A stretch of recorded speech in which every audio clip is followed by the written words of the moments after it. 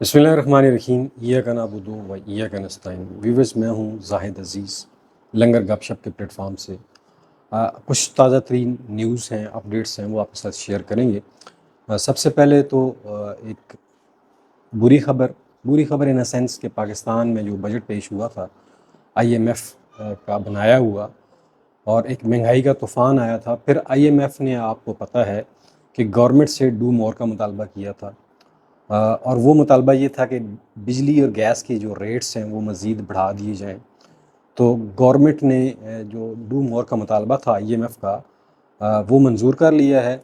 और मज़ीद जो है बिजली के जो रेट्स हैं वो 7 रुपये 12 पैसे पर यूनिट बढ़ा दिया है, और इससे गवर्नमेंट को 580 अरब रुपया मिलने की तवक्को है। ये पर यूनिट जो बेसिक रेट है वो बढ़ाया गया है। इसके अलावा जो सरचार्ज या दूसरी चीज़ें हैं वो अलग से हैं। और इस दफ़ा जो लोगों के बिल आए हैं, लोग सरापा एहतजाज हैं पूरे पाकिस्तान के अंदर। और ये 7 रुपये 12 पैसे जुलाई से लग जाएंगे जी आप लोगों को। एक तो ये न्यूज़ थी। दूसरी जो ख़बर, सबसे अहम ख़बर थी, वो ये थी कि इमरान खान साहब की जो इद्दत वाला केस है उसका 12 जुलाई को फ़ैसला एक्सपेक्टेड है। और ये उम्मीद की जा रही है कि 12 जुलाई को इद्दत वाले केस में बुशरा बीबी और इमरान खान को शायद बरी कर दिया जाए, उस केस को बिल्कुल ही सिरे से क्वैश कर दिया जाए, ख़त्म कर दिया जाए।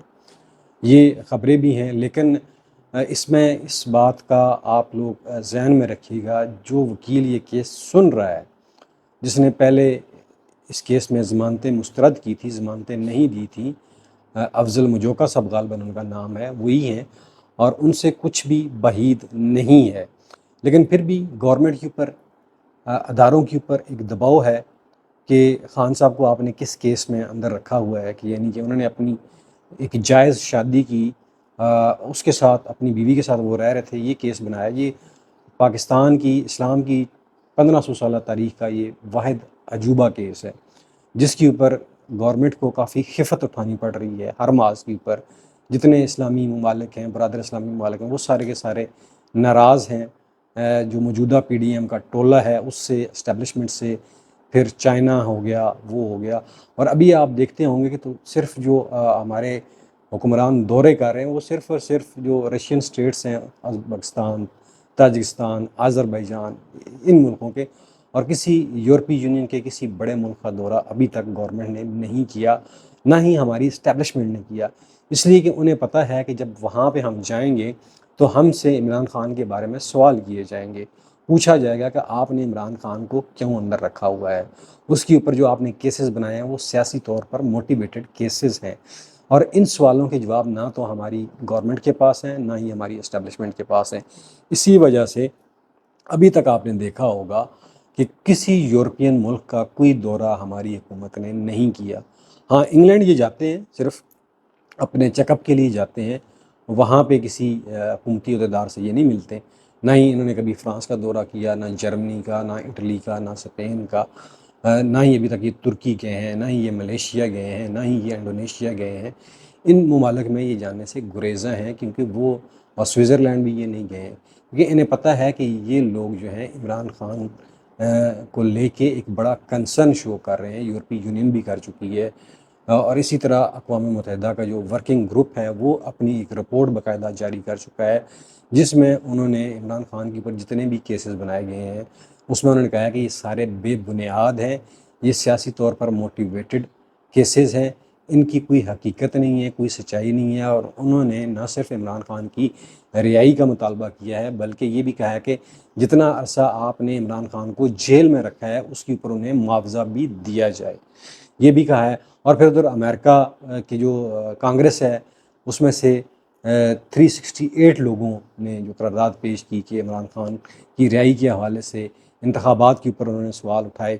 अब सवाल ये पैदा होता है कि जो लोग ये कहते थे कि अमेरिका कि इमरान खान ने पाकिस्तान को तनहा कर दिया है, अमेरिका को एब्सोल्युटली नॉट कह के नाराज़ कर दिया है, तो अब वही अमेरिका है जो इमरान खान की बाजियाबी के लिए करारदादें पेश कर रहा है और आपकी पॉलिसीज़ को कंडेम कर रहा है। तो ये क्या है?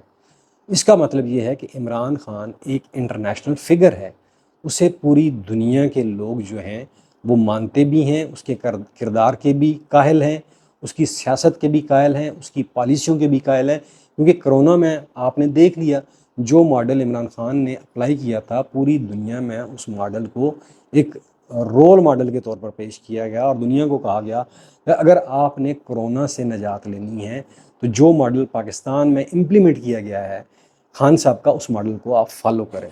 तो ये है इमरान खान। आप इमरान खान की तो जो पाँव की धूल है ना, उसको भी नहीं पहुंच सकते हैं। वो एक पॉलिटिकल साइंस का स्टूडेंट है और पढ़ा लिखा इंसान है। आपकी तरह किचन कैबिनेट नहीं चलाता वो, और वो स्टडी करता है दुनिया को, हिस्ट्री को स्टडी करता है, इस्लाम को स्टडी किया उसने। आपकी स्टडी क्या है कि कहाँ से पाकिस्तान को टांका लगाया जाए, किसके पाँव खींचे जाएं, किसके पाँव पकड़े जाएं, किसकी नौकरी की जाए, किसकी चाकरी की जाए। ये है आपकी कुल कायनात जो है। तो इस बेस के ऊपर मुल्क नहीं चलते, इकानमियाँ नहीं चलती हैं, ठीक है। और फिर आपने देखा कि पंजाब हुकूमत का एक और कारनामा, जो 64 करोड़ रुपया पाकिस्तानी अवाम का उन्होंने सोशल मीडिया में बांटने की कोशिश बांटने के लिए मुख्तस किया, जिसमें वो प्रिंट और इलेक्ट्रॉनिक्स मीडिया और डिजिटल मीडिया को देंगे, और कुछ हमारे जो सो कॉल्ड इन्फ्लुएंसर हैं उन्होंने वो पैसा लेके झूठी तारीफ़ें की हैं जी पंजाब गवर्नमेंट की, टिकटॉकर मरीम नवाज़ की। उसमें आप काफ़ी सारे लोग शामिल हैं, ज़्यादातर टीवी एक्ट्रेसेस हैं, सबा फैसल होगी, एक दो और हैं।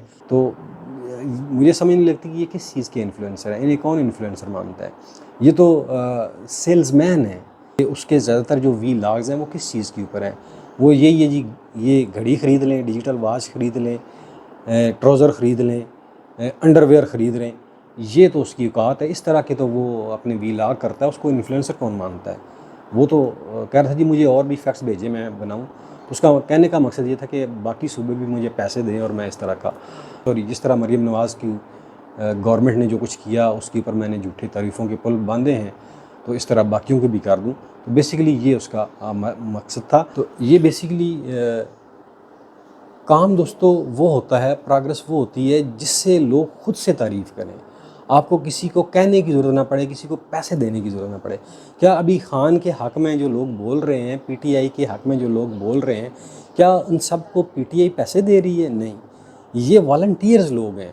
आप भी अपने अंदर इतने गट्स पैदा करें और इतनी सलाहियतें पैदा करें ताकि लोग आपको भी वॉलंटियर होकर सपोर्ट करें। ये जो पेड कंटेंट होते हैं ना, इनकी कोई वैल्यू नहीं होती है।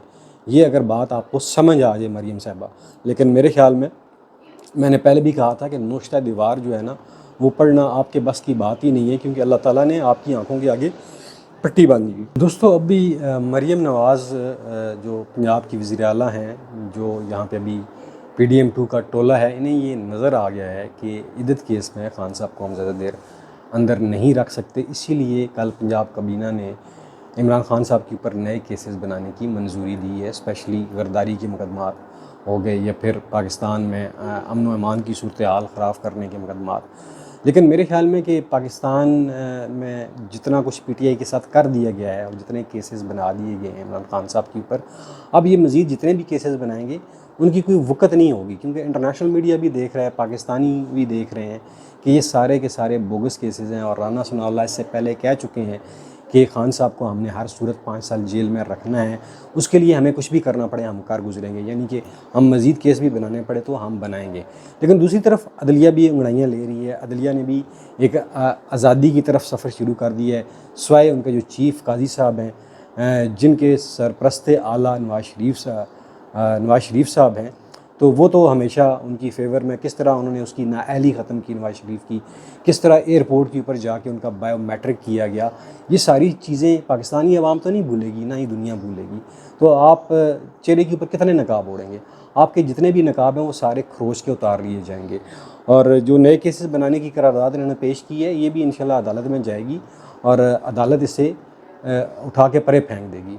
क्योंकि इस वक्त हुकूमत को समझ नहीं आ रही है कि हुकूमत में और इस्टेब्लिश में थोड़ा सा कुछ अभी इख्तलाफ नज़र आ रहा है, कुछ दूरियां हमें नज़र आ रही हैं। क्योंकि इस्टेब्लिशमेंट को पता है कि जो बैरूनी दबाव है वो कितना बढ़ चुका है, और इस्टेब्लिशमेंट अब कहीं बाहर मुल्क जा नहीं सकती है। स्पेशली हमारे जो असला है पाकिस्तान का वो ज़्यादातर तो आपको पता है अमेरिकन बेस है, और वहाँ से पुर्जे आते हैं तो हमारे F-16 जहाज़ चलते हैं। दोस्तों, आप जानते हैं कि पाकिस्तान आर्मी का जो ज़्यादातर असला है या जो हमारी अस्करी ज़रूरियात हैं वो अमेरिका से पूरी होती हैं, और अभी ये जो कांग्रेसमैन की करारदाद आई है इससे इस्टेब्लिशमेंट सोचने पर मजबूर हो गई है, कहीं ऐसा ना हो कि अमेरिका की जो कांग्रेसमैन है वो हमारी जो फ़ौजी इमदाद अमेरिका करता है उसके ऊपर कोई पाबंदी वगैरह ना लग जाए। तो इसलिए जो हमारी इस्टेब्लिशमेंट है वो थोड़ी सी मुतात हो गई है। इसीलिए उन्होंने गवर्नमेंट को ये कहा है कि भाई खुद भी कुछ कर लें, क्या सारा कुछ हमने आपको करके देना है। तो इसीलिए जो नून लीग है उन्होंने ख्वाजा आसफ़ को मुतहर्रिक किया है, और ख्वाजा आसफ़ ने जस्टिस काजी फ़ायज़ ईसा की राइशगाह के ऊपर कुछ लोगों से मुलाकातें भी की हैं। ये ख़बरें आ रही हैं मुबीना तौर पे, इनमें कोई अभी मैं कंफर्म नहीं कर सकता आपको, लेकिन ये मुबीना तौर पे ये ख़बरें आ रही हैं कि ख्वाजा आसफ़ जो है वो जजों को मैनेज करने की कोशिश कर रहे हैं मखसूस नशिस्तों के हवाले से। और दूसरा, अभी जो मैंने आपको बताया कि इस्टेब्लिशमेंट का रवैया थोड़ा सा चेंज हुआ है, उसकी वजह जो इंटरनेशनल कम्युनिटी ने प्रेशर डाला है वो है। और दूसरी तरफ जी पंजाब हुकूमत जो है बेसिकली पंजाब हुकूमत ही वफाकी हुकूमत और पंजाब हुकूमत सेम चीज़ है। आप जानते हैं कि शुरू से जो नवाज़ शरीफ का जो पैटर्न है गवर्नमेंट करने का या निज़ाम में अपनी जड़ें मजबूत करने का, वो ये है कि पाकिस्तान की ब्यूरोक्रेसी को साथ मिलाया जाए। और ब्यूरोक्रेसी को साथ मिलाने के लिए आप जानते हैं कि क्या किया जाता है कि उसके ऊपर पैसा खर्चा जाता है। और अभी आप जानते हैं कि पंजाब के जो ब्यूरोक्रेट्स हैं उनके घरों को रेनोवेट करने के लिए 1 अरब और 20 करोड़ रुपया रखा गया है, ये उनके घरों की रेनोवेशन के ऊपर लगाया जाएगा। फिर IMF ने जो कहा है जी ब्यूरोक्रेट्स के आप असासे हमें दें, तो वो अभी तक किसी ब्यूरोक्रेट ने नहीं दिए हैं और ना ही ये गवर्नमेंट देने देगी, क्योंकि ये जितना पैसा खर्च करते हैं ब्यूरोक्रेसी के ऊपर और फिर जब इन्हें मुश्किल आती है तो यही ब्यूरोक्रेसी इन्हें हेल्प आउट करती है। और जिस तरह आपने अभी देखा कि एक ऐसा शख्स जो लाइफ टाइम नाअहल हो चुका हो अदालतों से और जिसे सज़ा हो चुकी हो, और वो किस तरह ब्यूरोक्रेसी के ज़रिए बाहर गया और फिर किस तरह डील करके पाकिस्तान आया, और किसी की ज़रूरत नहीं थी ब्यूरोक्रेसी की, किसी पुलिस अफसर की, किसी अदालती अमले की कि उसे हाथ भी लगा सके। और वो जैसे ही पाकिस्तान की सरज़मीन पे उतरा और उसके बायोमेट्रिक जहाज़ में जाके किए गए, और अगले 5 दिनों में उनका अपना चीफ जस्टिस काजी फ़ायज़ ईसा लग चुका था। उसने आते सारी उनकी लाइफ टाइम नाअहली ख़त्म की, एवन फील्ड वाले केसेस ख़त्म किए, और साथ ही जो अदारा इसमें इन्वॉल्व था नैब उसके पर काट दिए। ये बेसिकली इनका पर्पज़ होता है कि ये ब्यूरोक्रेसी को क्यों इतनी अहमियत देते हैं। और इसीलिए अब पंजाब गवर्नमेंट जो है वो ये कह रही है कि ब्यूरोक्रेसी जो है ना ये हमारी मेन पावर है। ब्यूरोक्रेसी इनके हर जायज़ और नाजायज़ हुक्म को इस तरह मानती है और उसके ऊपर अमल दरामद भी करती है, बल्कि इन्हें सारे गलत रास्ते भी यही दिखाते हैं। तो ये सूरत हाल इस वक्त जी पाकिस्तान में चल रही है। बहरहाल PTI को ये दीवार के साथ लगाने की कोशिश कर रहे हैं, जो कि नामुमकिन है, नहीं लगा सकेंगे, इसलिए कि PTI का जो वर्कर है वो लायल है, वो पेड वर्कर नहीं है। PTI का जो इन्फ्लुएंसर है वो पेड इन्फ्लुएंसर नहीं है, वो जेन्युइन है, जो जेंटलमैन है, पढ़े लिखे लोग हैं और मिडिल क्लास से तल्लुक़ रखते हैं, जो समझते हैं कि पाकिस्तान की बका के लिए पाकिस्तान में जमहूरियत का होना ज़रूरी है, फ्री फेयर इलेक्शन का होना ज़रूरी है, फ्रीडम ऑफ स्पीच का होना ज़रूरी है। ये लोग कभी भी गलत चीज़ का साथ नहीं देते हैं। बहरहाल अल्लाह पाक जो है वो पाकिस्तान में रहने वाली आवाम की हिफाजत फरमाए, और स्पेशली ख़ान साहब की। और इंशाअल्लाह 12 जुलाई को आप देखेंगे कि ख़ान साहब जो है इस केस से इंशाअल्लाह बरी होंगे।